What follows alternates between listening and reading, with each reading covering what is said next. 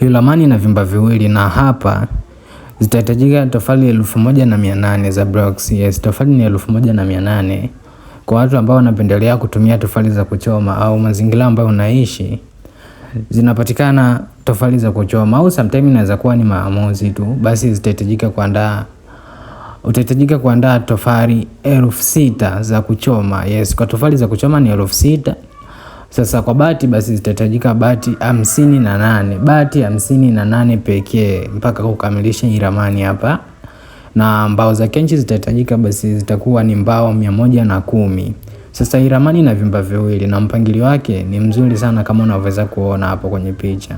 Ni ramani ambayo ina mpangilio mzuri, ni vyumba viwili ndio, lakini inaonekana ni ramani ya kifahari sana.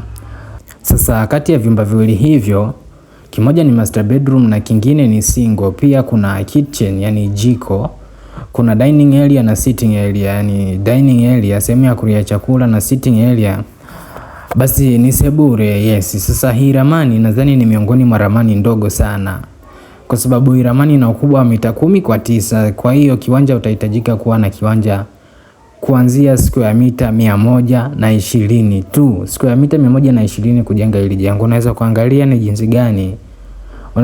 ni jinsi gani jengo letu lilivyo simple. Yani jengo ni simple sana. Kiwanja square mita 120 haichukui nafasi kubwa kwenye kiwanja chako. Ni jengo simple sana.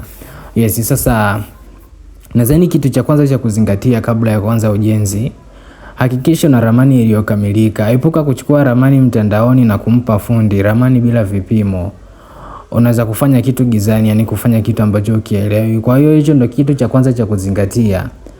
Unapokutana na ramani mtandaoni, hakikisha unamtafuta mhusika, kisha atakudesignia ramani yako na atakupatia vipimo vya ramani yote.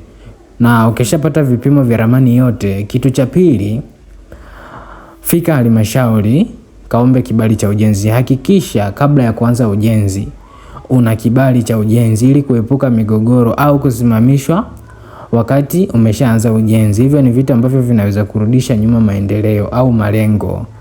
Sasa huu ndo muonekano wa ramani. Nadhani nimeielezea sana hii ramani kwamba ni ramani nzuri sana. Nadhani muonekano wake ni kama unaweza kuona hapa. Nyumba ina muonekano mzuri sana. Yes, ina muonekano mzuri. Na hizi ndo picha zake za pande zote za nyumba. Ni jengo ambalo limepangwa vizuri, limedesigniwa kwa ubunifu mkubwa sana. Yes, jengo ambalo ni simple na la kisasa. Lina muonekano wa kisasa.